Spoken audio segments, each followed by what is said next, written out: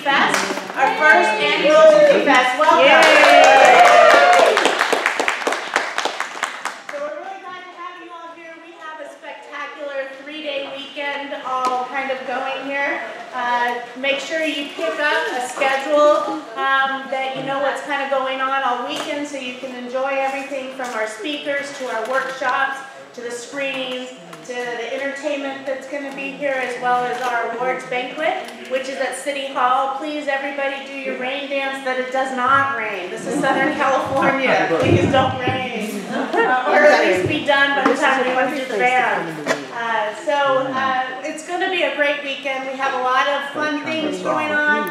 We have new technology out there. I hope you guys have a chance to go through the exhibit room and see what's on the computers. See what's even behind. You don't have to look what's just there. The gaming ones has a couple of games you can check out. You can look at some other things. Most of them connect to the internet, that you can even look around and find some things on YouTube that you might want to watch, besides what some of the things we've put up there for you to enjoy.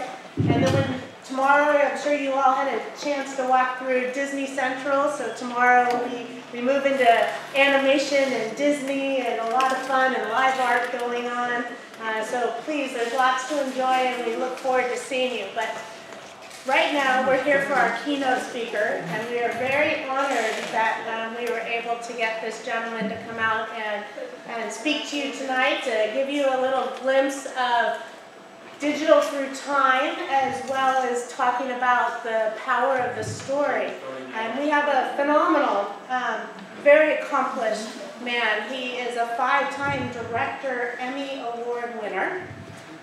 So that's very amazing, and he has some great stories he's going to share about that. He is also a professional designer. He has his own studios, Neotech Studios. He locates out here in the Marietta area. And as well as he is an actor, so he is going to come up here and dazzle us with a performance and his presentation. And he's been on stage, he's won an Inland Valley Award for his performances. He just finished playing for the 2nd time, the Rabbi in Fiddler on the Roof.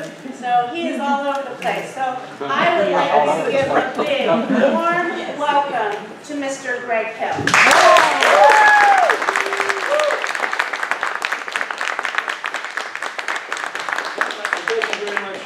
I just want to say how appreciative I am to get this Lifetime Achievement Award. Oh, is that not what it is? Hi, guys. Hi. I do want to say it's kind of a blast to be here the first night at the beginning of something. Thank you. And I think DigiFest, as you can see the roots of it forming right now, is going to be here for a long time to come. Of course, I realize that DigiFest is about all things digital. There are a wide range of those things. A lot of my background has been in film and television, and I have a little stage work as well.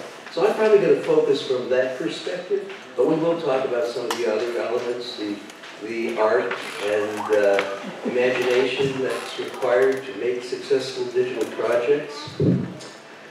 So without that, let me go ahead. Oh, yes. No, I'm sorry. I'm trying to grab the volunteers. Oh, you raised your hand, and I thought, by golly, I want to say something. I have a question. That's really a test to see how I perform with a question. Many background, so you know, kind of, as I talk about a lot of history now. And I started in radio broadcasting in 1962. Now, many of you don't even know what century that was. And yes, I was in high school, so I do at least get that. And I've been a member of the Directors Guild since 1982, continuously. And we'll talk a little bit about that, but more than that, I kind of want to set the scene for what this 3-day event is all about. And I think as we talk about all things digital, it's important for us to anchor ourselves a little bit in what came before. So I'm going to suggest, Scott, is it the down button or the up button? Down. Okay. How we got here, where we're going, and what we need to take.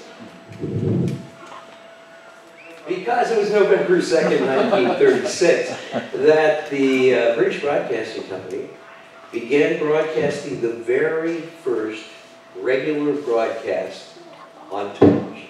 November 2nd, 1936. But then came World War II. And because the focus during World War II was not building and distributing television sets, it was building and providing materials for the war, that was the end of that first broadcast. So it took almost 3 years after the war ended, and that was in 1948, that the first commercial broadcast was created in the United States. And by the 1950s, there was an explosion in television where people could watch shows in their own homes for the very first time. Now, the problem for the shows that were being created, everything had to be done live. There were facilities that allowed you to have multiple cameras and switch between those cameras at the same time to create different shots. But those were all live broadcasts. There was no way for the networks to delay or preserve the television signal. So what happened is, the networks, like the DuPont television network, resorted to an old technique. Because everything was live on the air, and we all had different time zones. So they invented this device. Does anybody know what this is called? Mickey Mouse? It is a kinescope. And a kinescope was a very complicated device. This Mickey Mouse thing is a film camera. This is a video screen. So what the kinescope did is it allowed the networks to record that switched television signal on a piece of film in order to be able to distribute it later and in different time zones. Oh, one point. Before I go any further, I do want to acknowledge one person who I don't think is in the room at the moment, but who has put together some really interesting broadcast history on a site called Film IQ. It's John House. I don't know whether anybody knows John. He's a local person. And I was able to get verify a number of my dates and things from material that he put there. And there's a lot there. Even though I lived through much of it, I think he described it better than I did. So one of the things that's interesting, to support a national network, they would produce a live show in New York at 8 p.m. And simultaneously, that signal would come to Los Angeles, where a kinescope was made at 5 p.m. The film was rushed through development so that it could be played back in Los Angeles at the network station at 8 p.m. that night. Now that was known as hot kinescoping. And the reason it was called hot kinescoping is that the film in the development bath didn't even have time to cool before they broadcast. So that was hot kinescoping. By 1954, the television networks were using more film stock in their kinescopes than all of the Hollywood film studios combined, spending $4,000 per hour recording on kinescope. And that was in 1954, and we project that's over $50,000 per half-hour show in today's markets. The networks just had to find a cheaper way.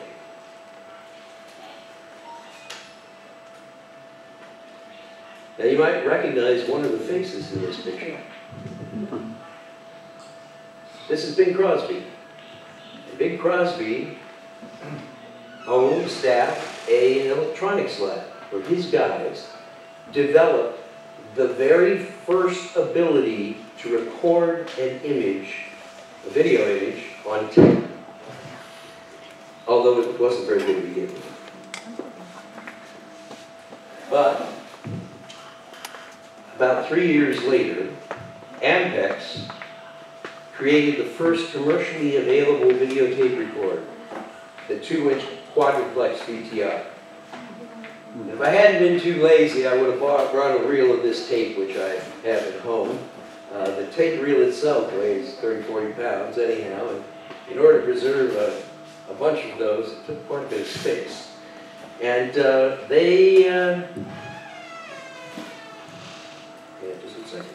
so that was the beginning of videotape recording.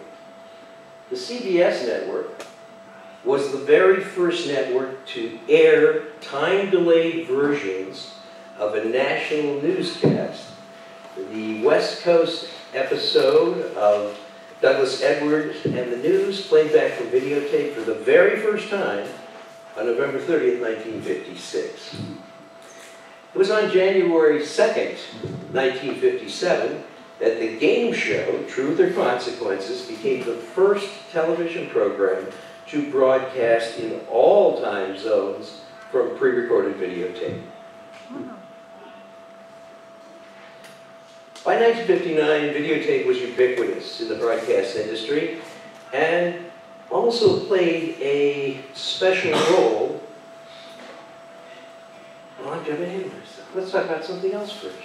Before we get to that special role, which we'll see in just a moment, what we have here is the very first color broadcast in television. Oh, now how do I back it up? Back it up. Now we got to... Okay, Scott, I need your help. Up arrow, we'll go back. Well, no, I need to start this video, and I need to click on it. You need to press the down arrow once so the slide is on the video. The down arrow once. Yes.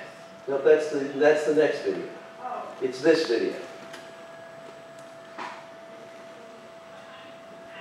TV advisor, Jim Haggerty, being greeted by Mr. Sarnoff. They come inside, the President looks up. The President has expressed the desire to see the technical facilities inside. He's taken below by Mr. Smith and Mr. Sarnoff, and then come up to Studio A for the dedicatory ceremonies. Meanwhile, a great number of dignitaries have arrived there for that story to David Brinkley. The cameras you see before you are color cameras.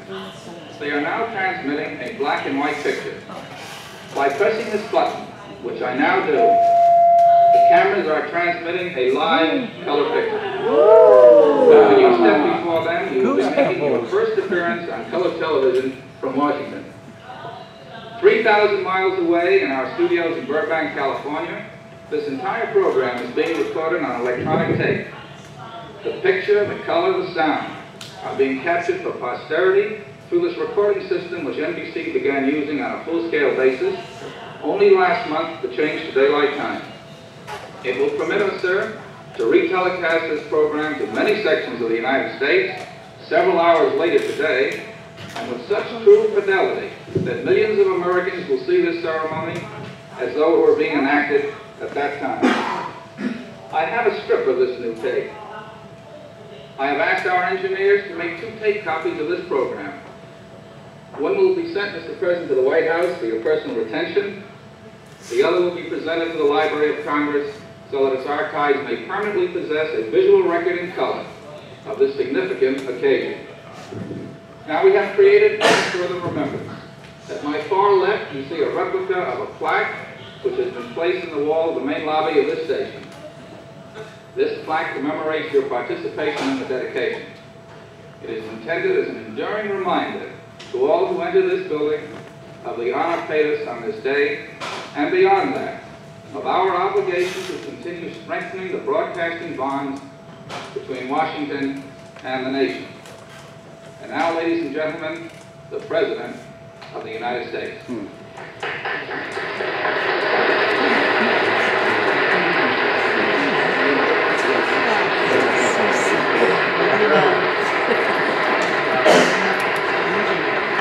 President Sarnoff, distinguished guests, fellow Americans. I think all of us realize that in these fast-moving times, it is highly important that our nation's capital should be attached to every single citizen in this country by the very fastest, best kind of communications. Decisions of a nation and of a government that at one time could tolerate 3 or 4 weeks of study now demand almost instantaneous reaction. So it is, again, apparent that unless our citizens can be informed of the things that happen in the world and are reflected through the eyes of legislative and executive leaders in such a way that they may understand exactly what these things mean, then the United States cannot react as it should. It is color television, of course. It is, as you will see in a few minutes, when we will see the very picture of your speech and my comments that has been transmitted. It's one of the best means of communication that has been developed. And I can only say that if this competition, which you have just described so effectively, in which you plan to outstrip us, and particularly in the production of consumer goods, if this competition is to do the best for both of our peoples and for people everywhere, there must be a free exchange of ideas. There are some instances where you may be ahead of us. For example, in the development of the thrust of your rockets for the investigation of outer space. There may be some instances, for example, color television, where we're ahead of you. But in order for both of us,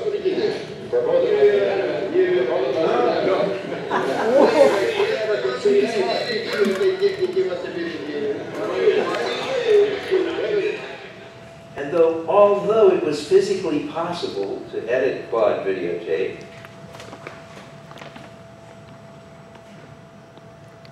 this is NET, National Educational Television. National Educational Television was a precursor of PBS. National Educational Television operated through, well, the show I'm about to show you went out to 75 different stations in the country. But since it was not yet feasible to edit videotape to create shows, every show that was created that you're about to see had to be recorded from the beginning to the end without interruption. And even at that, quality checks were then done on the tape to make sure it was distributable. And only 2 out of 5 were.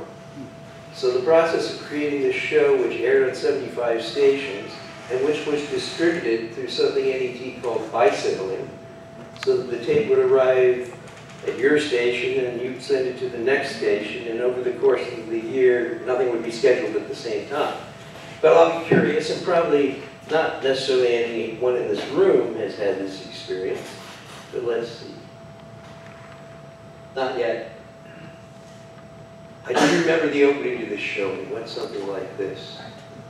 In the days of King Arthur, there lived in Camelot a sorcerer who entertained the royal court with miraculous feats of magic. High above the castle wall, the ancient necromancer meets with members of his magic round table. Come with us now to The room of Merlin.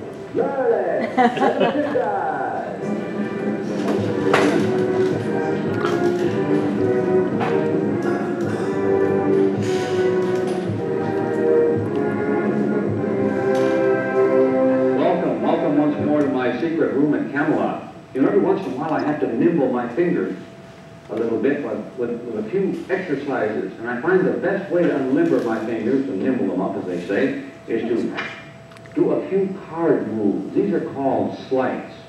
This is one, it's called the magic fan, like that. And sometimes if I take a hair out of my beard, like that, and I put it on one of the cards, and if I pull it just right, the card will rise out of the deck, like that. Did you see? And then that card is usually the magic card for the day. Here, I'll show you what I mean.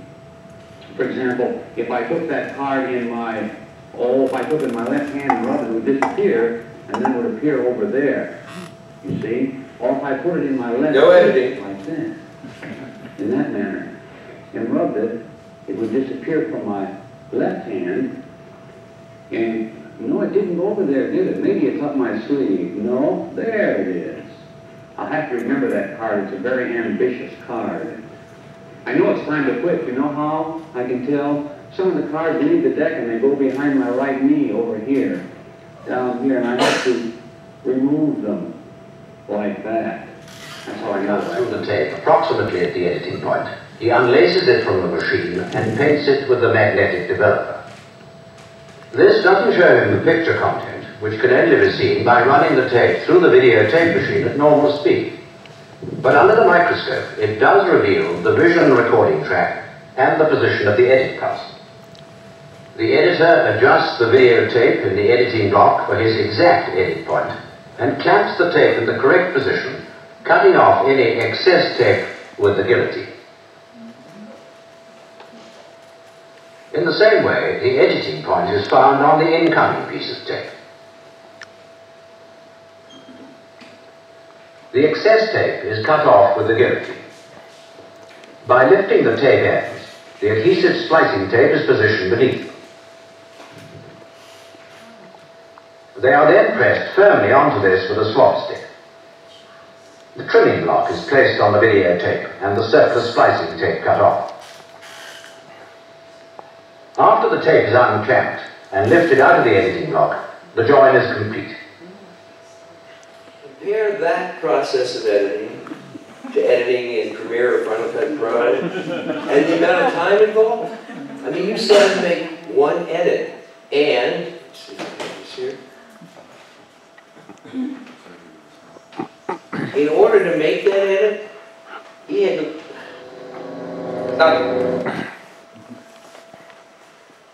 thank you. That'll be next then.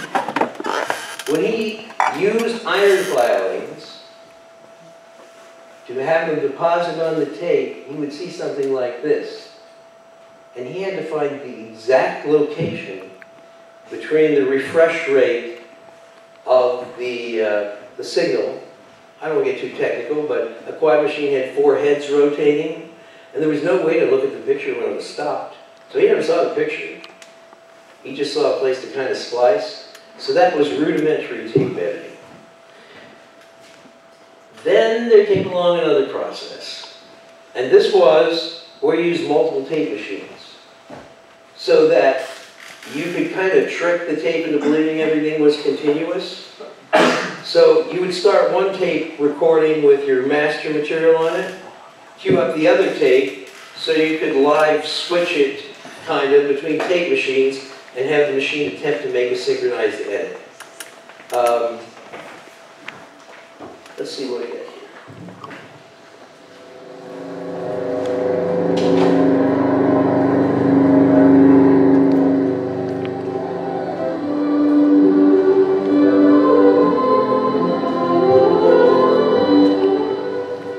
If there are a large number of known edits to be carried out before a program can be completed, it would be more practicable, and also save studio time, to have these carried out afterwards. This does, however, involve the use of 2 machines or possibly more if the program is very complicated. And this method normally means the making of second-generation tape. One of the most usual examples is the assembly editing of a program that has been shot in a number of separate sequences. The original recording is transferred to another tape, which is to be our transmission copy, up to the point where the first edit is to be made. As in the studio, the cue button is pressed at this moment. The editor playing the original tape finds the editing point in the scene to be transferred next. Then both machines are spooled back about 20 seconds. They will then be started simultaneously, and the point at which the edit will be made can be rehearsed until it's satisfactory. Okay, well, we'll do a rehearsal.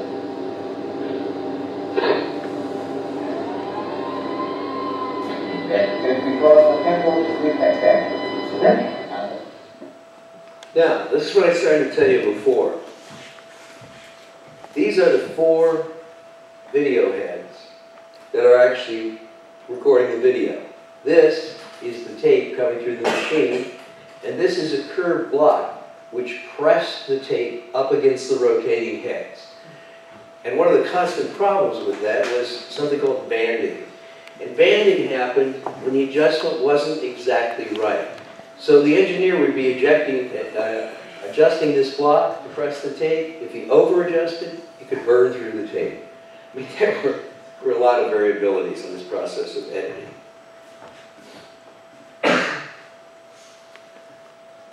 Ramblin' was a series on public television.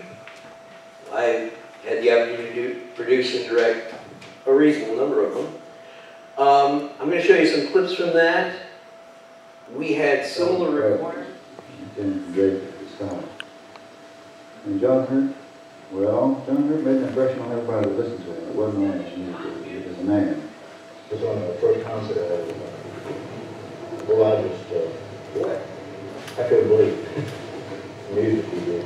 John Hurt was one of my favorite people and favorite musicians of the rediscoveries of the old timers and the folk scene in the 60s.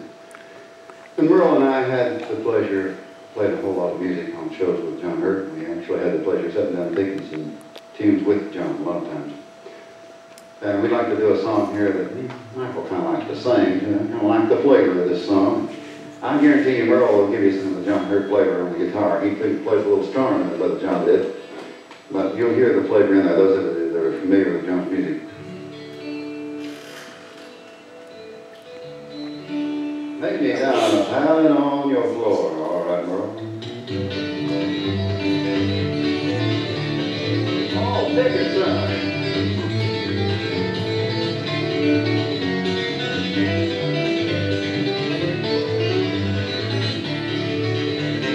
Make me down a pallet on your floor. Make me down a pallet on your floor. Honey, make it down, make it soft and low. But if baby, my good gal, she won't know. I'm going up the country to that sleeping snow. I'm going up the country to that sleeping snow. Yes, I'm going up the country through that sleeping snow. Ain't no telling just how far I'll go. Lower resolution material to do a rough cut edit and then generate what's called an EDL, or edit decision list. Now in some cases those edit decision lists would be on paper tape or on a disc, and they would go from the offline bay to a post-production house that would remaster the program based on those edit decision lists. So that was an advance. And then I'd like to show you the system there was right the Avid now. Let's start with a few fundamentals. I have a bin on this monitor, organized as a list. Much easier, though, to see it as images, as head frames. I'm going to edit a sequence together very quickly in Assemble Edit. Grab the first element, drag it to this window, record window, and now I've made my first edit. And it shows up on the timeline. Second element, and third element. In just a few seconds, I've put together the beginnings of a program. Let's take a look at it.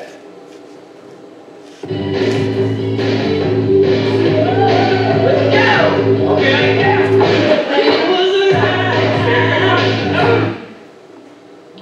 Okay, I've built the program. Now I want to make a change. I want to put an effect in between this shot and that shot.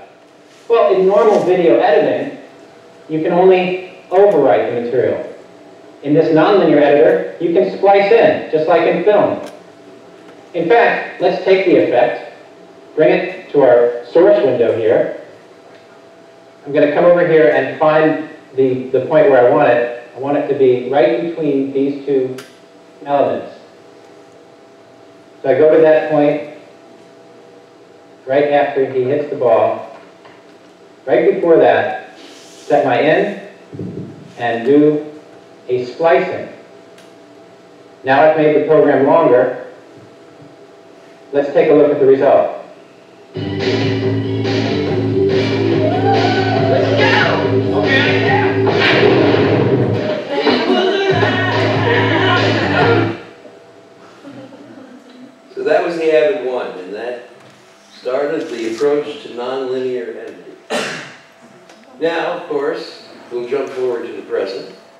We have non-destructive editing that allows us to make whatever change we want. We can go back and forth.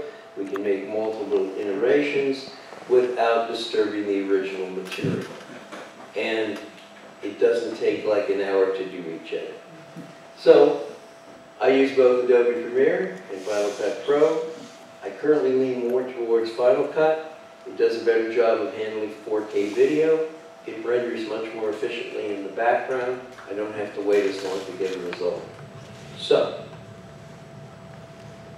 we talked about editing, but how did we get the pictures on the tape in the first place? We needed cameras. Now, what are we looking at here? Well, Christian, this would have been one of the very first cameras that probably would have been used in Australia. Not necessarily this one, but it dates back to around about 1955-56. We've got fixed lenses at the front here on a turret, a different lens for each angle, whereas today you'd normally be looking at a zoom lens, and then the electronic componentry inside the camera itself, and here we're looking at valves. The camera itself is bulky because it had to house this image orthicon, which converts an image into an electrical signal. That teeny-weeny little chip there now replaces this pickup device. So if I lose this, I'm basically losing a camera. You are indeed. But this camera couldn't operate on its own.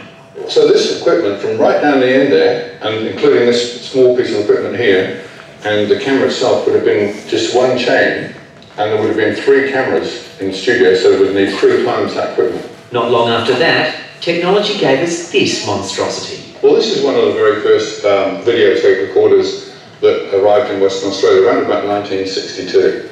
And as you can see, it's a huge machine compared with where we are today with modern videotape recorders. This is a tape from a modern tape recorder and records 1 hour, whereas this tape here is only maybe 10 or 15 minutes. The cost of this would have been around about 4 or 5 domestic homes. Ready to teach. Then, in 1975, along came colour TV. What's actually happened here is that we put 3 black and white cameras into one box. And to be able to do that, we've used miniaturization. We've now gone from valves to transistors, so there's less room taken up there. And also the tubes that were in the camera originally are now being replaced by these much smaller ones. Only there are going to be 3 of them, one here, one there, and one there. And this is still a pretty big camera. You'd have to be a bodybuilder to be able to move it around a studio. Rather you and me. So it's the 1980s and the camera's finally made it onto my shoulder. What made this possible? Well, it was really the reduction of the tube down to this size, and then eventually the dispenser completely, and the replacement with this little critter.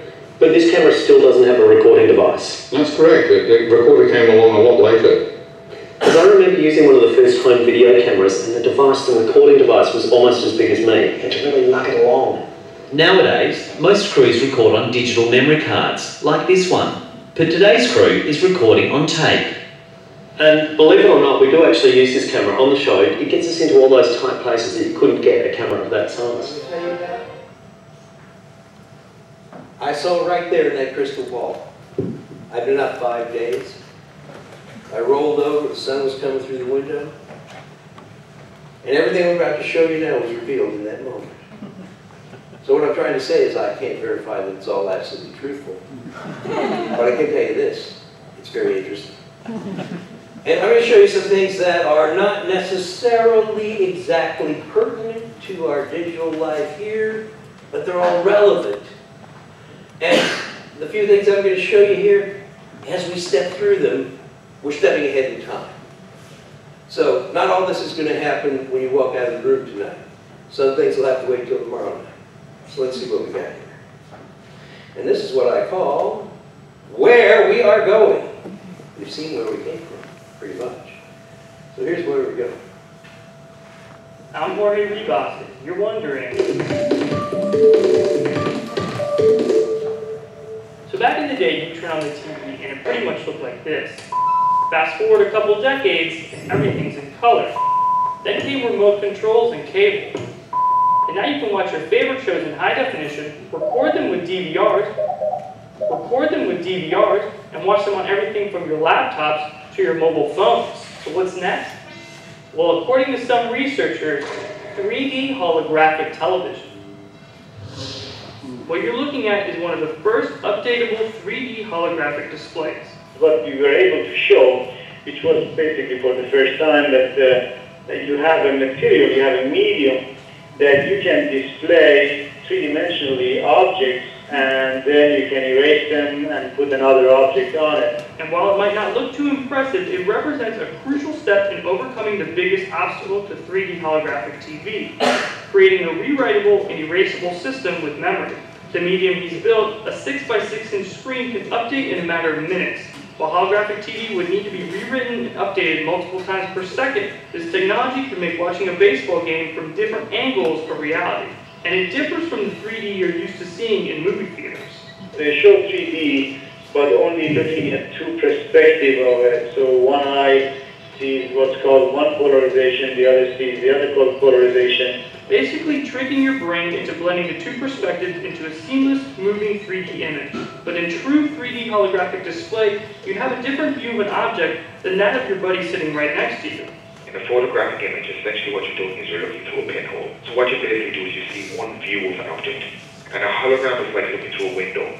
And in a window you can move your head from side to side. Because you can move your head from side to side, you can essentially look at the scene from different points of view. And that's called motion parallax, and it's a feature Hungarian firm Holographica says its 3D TVs contain. And while not a purely holographic system, the company says its Holovisio displays are based on holographical geometrical principles. Plus, the goofy glasses aren't necessary.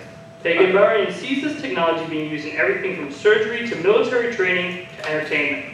And according to him, we could see this technology in our homes in the next decade. Still, you're probably not going to receive a Princess Leia-like transmission anytime soon, or find yourself fully immersed in Star Trek's holodeck. You're going to have to probably insert sockets into somebody's brain and plug them into something for them to get that real, full immersion type feeling. For Discovery News, I'm Jorge Rivas.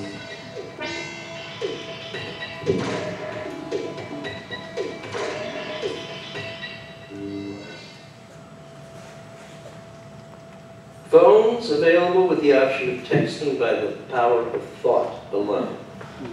This is achieved by a combination of eye tracking technology and a sensor-mounted headset worn by the user. The headset contains a computer-brain interface which detects electrical brain waves and converts them into digital signals, then displays the resulting letters on the screen. Some high-end models can be used with glasses or visors featuring displays built into their lenses. This enables completely hands-free texting, creating a form of virtual telepathy. And what am I thinking? You're going to edit. You're going to go, oh, put that there. Yeah, I think that's right. And it's done. You don't have to touch anything. It's all in the computer brain interface. All right, now here's the other interesting story.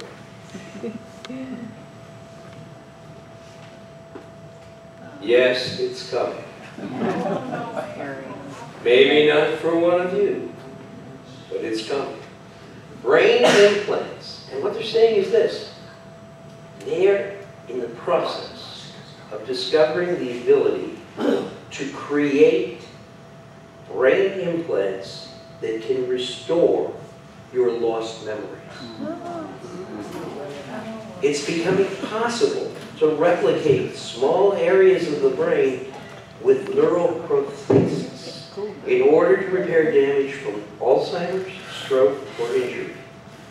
This includes the restoration of lost memories. These devices can mimic electrochemical signals from regions like the hippocampus. The unique patterns responsible for creating memories are detected and stored by a computer.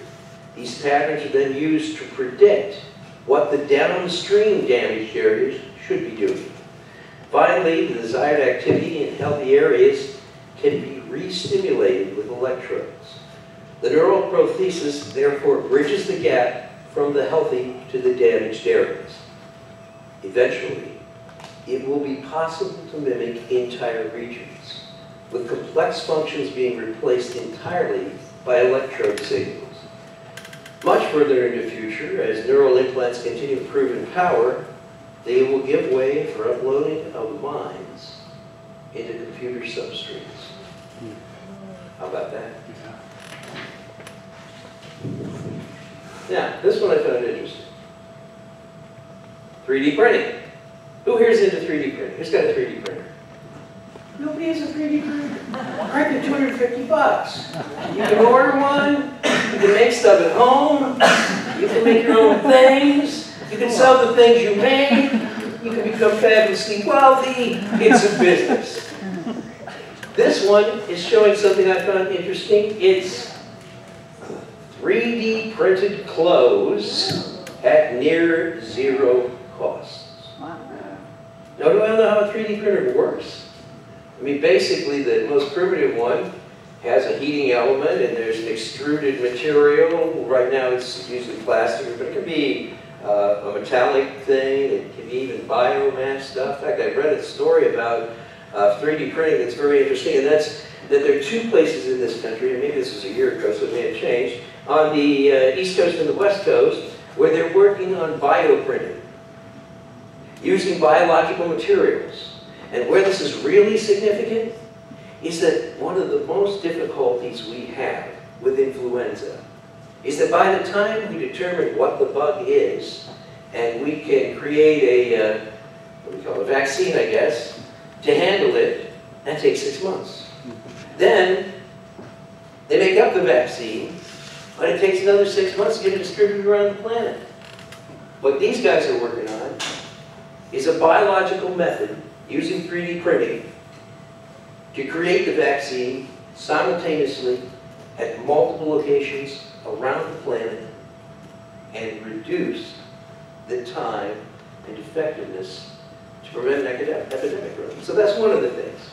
This one I found very interesting from a maker standpoint, from a storyteller standpoint. Let's just imagine, for instance, that 3D printing, and they're saying it will, becomes kind of ubiquitous like home printing, like we have now, where everybody can print whatever they want. You print your own book at your house. So you have a 3D printer. Well, the maker of the show, let's call it a show, it could be the event, whatever it's going to be in the future, shows you clothes, and you can download them and wear them. Think about that as an element of entertainment. You want to wear your favorite character's outfit? Well, wear it tomorrow. There'll be a place where you download the programming code into your 3D printer, load it up with the material, whatever it is, and you'll be able to make it. So that's coming along. They say that a milestone was passed in 2014 when 3D printing has become faster than injection molding. It's anticipated it's going to trace right along there with Moore's Law. Does everybody know what Moore's Law is? Moore's Law is a computing law, basically, that started by a guy named Moore. I won't go into too much detail on this, but in effect what happens, they said that computing power and ability doubles every year. And that has held true for many, many, many, many years. So what they're saying about this, they expect 3D printing to have 30 times faster than Moore's Law. There are already millions of open source designs available on the internet. Now this next thing is pretty obvious, I think. It won't be too long until all television programming is delivered over the internet on a cafeteria plan where you select what you want to watch, and we're no longer tied to broadcasting, which I enjoy broadcasting. But as we noted in the past, with a fixed linear schedule, it's already happening. I bet half of us in this room watch stuff that's not time-bound anymore. That's the beauty of it. So that's kind of cool. And I'll skim over some of this. A powerful new medium formed by billions of microscopic robots, each with computational abilities and sensors that enable interaction. Bring your ideas to the table and let it take shape, form, and color. Rendered dynamically out of captured 3D data, you can now touch it, feel it, mold it in your hands. Programmable matter that transforms your imagination into reality. Playtronics, make it happen. Playtronics. Because of the rapid onset of miniaturization, each of the elements or cells in that product was its own computer. It had the ability to change shape and form. This is on the horizon. All right. We finally got to this part. I know you've all been waiting anxiously. When's he going to get, we're done with all that videotape and the piles of, what was it, dandruff and get on with the real thing we came here for. We're all wondering. We know where we came from. We know where we're going. What are you going to take? Well, I'm here to tell you one thing you got to take. If you're going to be in the business of telling stories, of creating digital images, of creating experiences for people. If you want to have people relate to the work you're doing, this is what you got to take.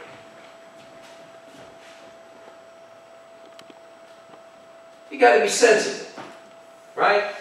Everybody wants you to be sensible. But it should be telling. And you've got to speak of real yards. What you as makers have to take, it's the most important thing there is. We looked at the past, we looked at the future. We know that everybody has been empowered to make their own things, to use the technology. What differentiates a person from a camera from a person who's a high-end renowned professional photographer? I'll tell you what it is. It's story. You see, sometimes we think of story as just a dramatic narrative or letter you wrote to your Aunt Flo when you were 12. But the reality is, all successful human communication is embedded in story. These posters in the back wall, all about story. Not because they're telling the story of a film or performance that's coming, but because the creator, for those that are successful, embedded a story in that for you. And that's what entrances you. Story is essential to all forms of successful communications. It absolutely is. If you try to communicate without story, it's dead. It's a failure.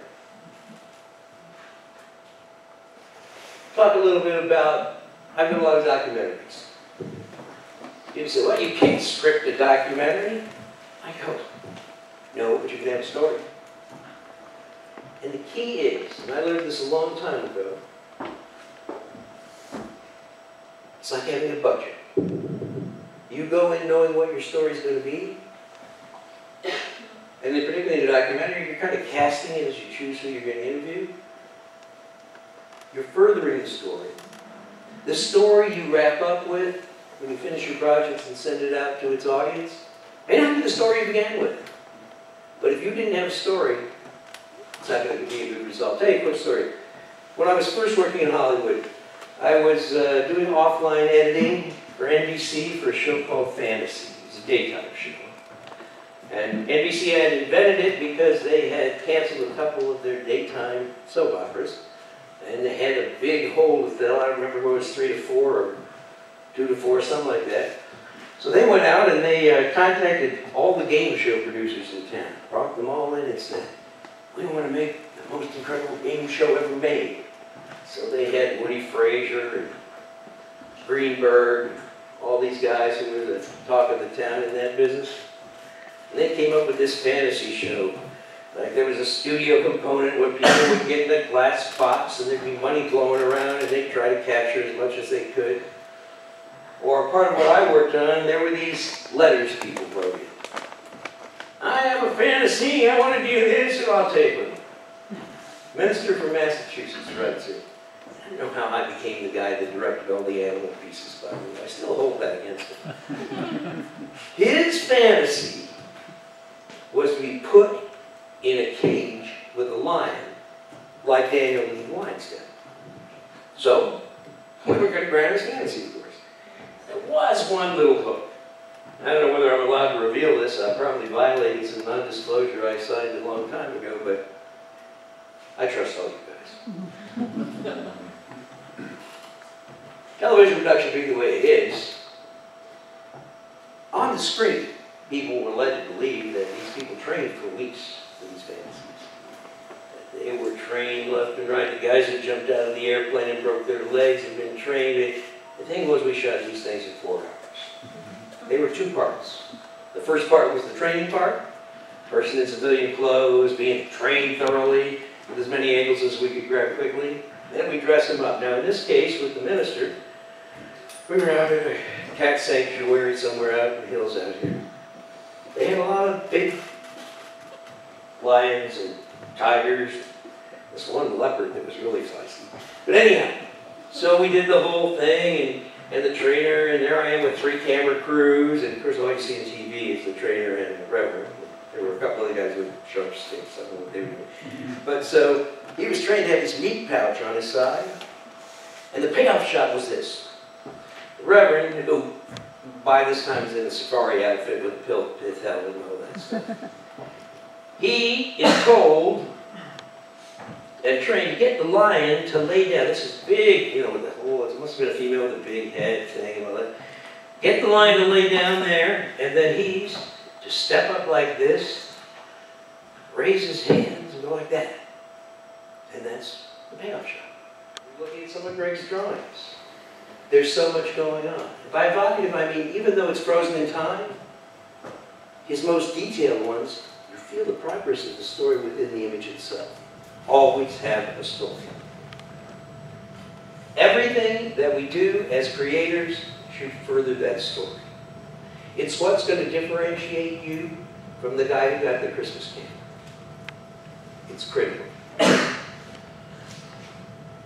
When we are most successful in story, when we create, and this should not be suspense, I mistyped it, it should be willing suspension of disbelief. What is willing suspension of disbelief? It's the most important thing a storyteller, a digital artist, anyone who wants to communicate to another, it's the most important result we can get. And what it means is this. I don't look at the parts, I look at the results. I don't look at the lighting, the makeup, the costuming, the direction in a play. I don't look at the quality of the paper, the ink, or which font was chosen in a poster, because I'm immersed in the event itself. So I leave you today with those last few words. Strive for willing suspension of disbelief. The only way you get there is by telling a story. Thanks very much.